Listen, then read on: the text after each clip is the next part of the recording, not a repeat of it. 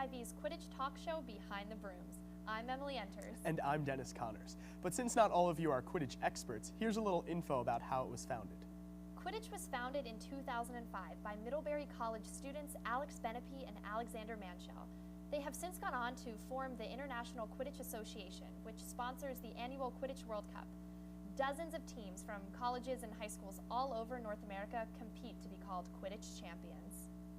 Quidditch came to Emerson in 2007 after an RA named Griffith decided to hold a floor event.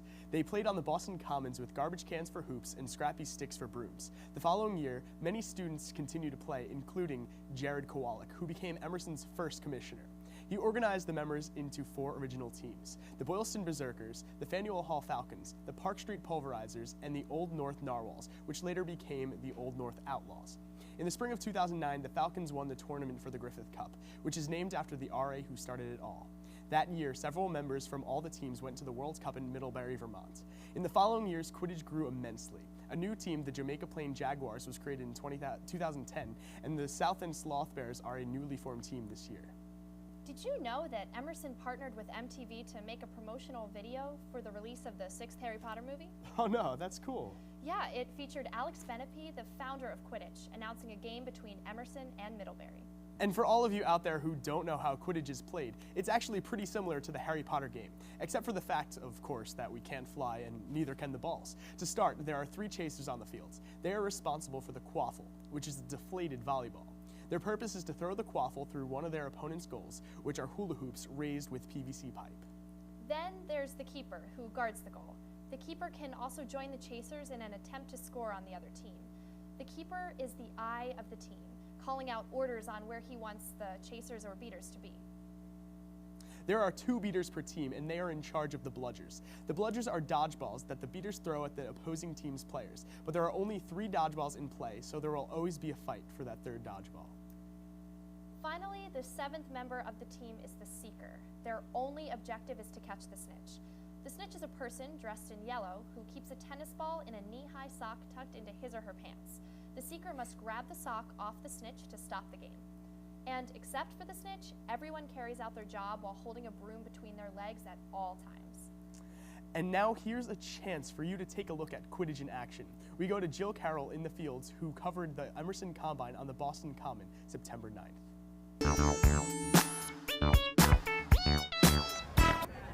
I'm Jill Carroll, and we're here at the Quidditch Combine, in which newcomers to Quidditch can try out for one of Emerson College's 6 intramural teams. Let's go check it out. What made you want to come out to the Combine today? Well, you know, I'm a sophomore and I really wanted to try something new, so Quidditch is definitely something that is a real Emerson experience. We know a lot about it. We go here, so I wanted to give it a shot. I'm here with David and Maddie, who are captains of the Outlaws. So guys, what are you guys looking for today when you're out looking for new players? A lot of enthusiasm. One girl came up to me and was like, "Hey, I heard you're the representative for the Outlaws. I want to be an outlaw."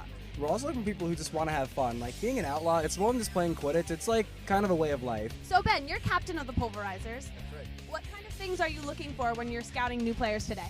We're looking for kids who have a lot of energy, look like they might be good players, and who look like they'd be a good part of our family. You know, got kids with a lot of energy, you know, who are excited to play Quidditch. We're the captains of the South End Sloth Bears, brand new.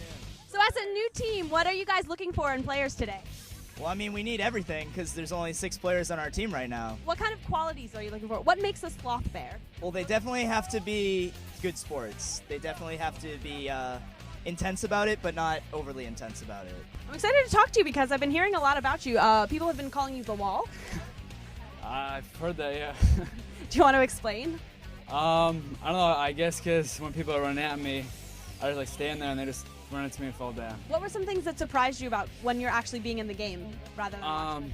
I just think it's because it's like a cool combination of like a bunch of sports, and I just like really enjoyed like the teamwork, and even though not all of us like knew each other, we still like communicated and we're like a team, you know? So guys, you are captain of the Jaguars. What kind of qualities are you looking for in new Jaguars today? A lot. Well, what are we looking for? We're looking for hard workers, natural athleticism, and people who can be team players. We're not looking for people with attitude. So Mike, you're captain of the Falcons, is that right? That's true.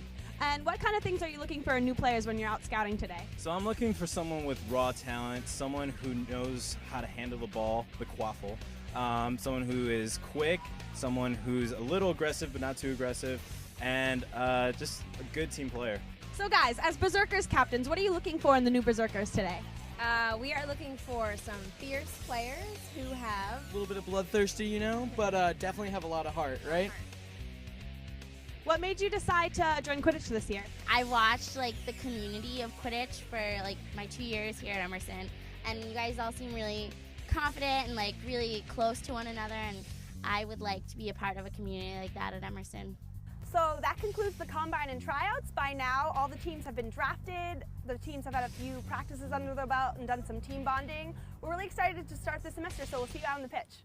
That was an excellent Combine that we had. It absolutely was. The weather that day, we weren't expecting it to be as hot as it was, and then as the day progressed, it got hotter. Yeah, it was just so sunny out. Perfect Quidditch weather. It is. It's a lot better than the rain that we usually play in. So and there was a lot of new great players that joined us this year. We have a lot It's of freshmen fantastic. this year, so it's really great. And next, we will be joined by Bobby O'Neill, Vice President of Emerson College Quidditch. And now we go behind the scenes with Emerson Quidditch Commissioner Bridget Lee Hess-Mahan and Vice President Bobby O'Neill. Bobby will be joining us in studio afterwards for an exclusive interview. Basically, the commissioner runs the entire organization, puts together e-board agendas, gets the e-board rolling on important things that we need to do to get the actual gameplay to happen on Sundays.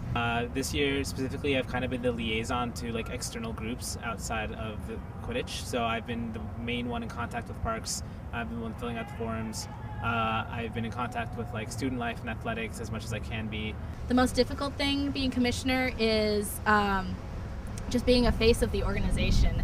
I have to like go and talk to reporters sometimes, or go with Bobby to talk to the parks department. As a Quidditch player, I hope to achieve just great gameplay. I want to play as much as possible, as often as possible, and just have fun while doing it. Like a big part of being a part of House League is just playing and having fun. Forget winning, forget losing, just getting out there and playing Quidditch with some of your best friends. We are back and joined by Bobby O'Neill. How are you doing today, Bobby? I'm doing great. Glad to be here. We're delighted to have you in studio with us. So over the summer, there was some debate about whether or not Emerson College Quidditch was going to be able to use the Boston Common again this coming season. So how did you guys, and obviously we've been playing for a couple weeks now, so how did you guys go about making sure that we were going to have a Quidditch season? Well, it all started last May. Boston Summer Quidditch was running into some troubles on the Common with the park rangers.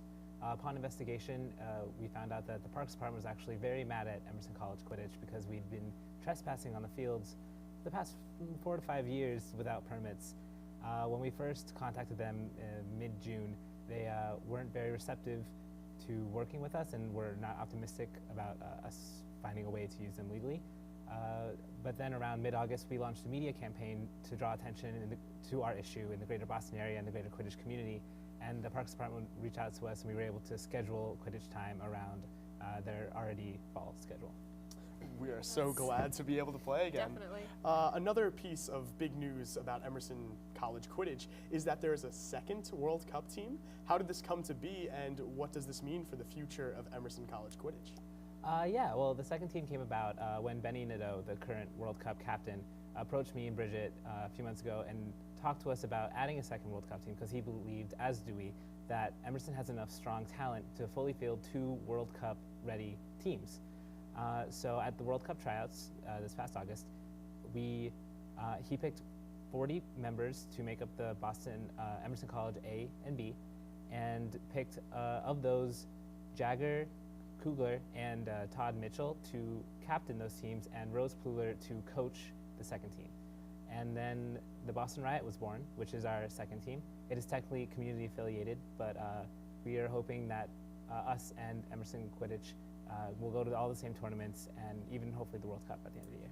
That's great. So that's all the time we have for it, but thank you so much for being here with us, Bobby. Thank you, Bobby. And we will be back with highlights from the first match of the season. Welcome back. Now we are going to take a look at the very first match of the season. In our first game of the season, we have the Jaguars playing the Outlaws, and the Outlaws took this game in 3 matches. Now, these teams have a very friendly rapport with one another, and they go so far as to call themselves the Jaguars. In this next play, David Fox passes to CJ Jr., who scores for the Outlaws. And then coming up, we have a little bit of a snitch kerfuffle right here, and then we have an excellent snitch grab by Sheldon Brown for the Jaguars. The Sloth Bears are the new team on campus this year. In their first match, they went up against the Falcons, who came in second place during the Griffith Cup last year. The Sloth Bears are led by Lyle, and Jackson, and the Falcons are led by Jess and Mike. In a few seconds, oh, here he is. Lyle goes in, he blocks the bludger and gets us goal. He has a victory dance, and now we have Sean Mack, who is about to take the snitch from Ash and win in 2.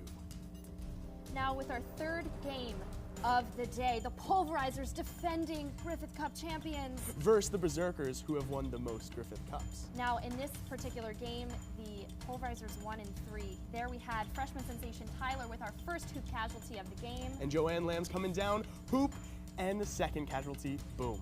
Riley Bourbon with his signature charge takes Joanne Lamb down. Or did Joanne take him down, Emily? Ooh. Here we have Ryan Bernada, arguably the best seeker in the league, with a snitch grab on Pat Sheehy. And that was a recap of the first round of matches.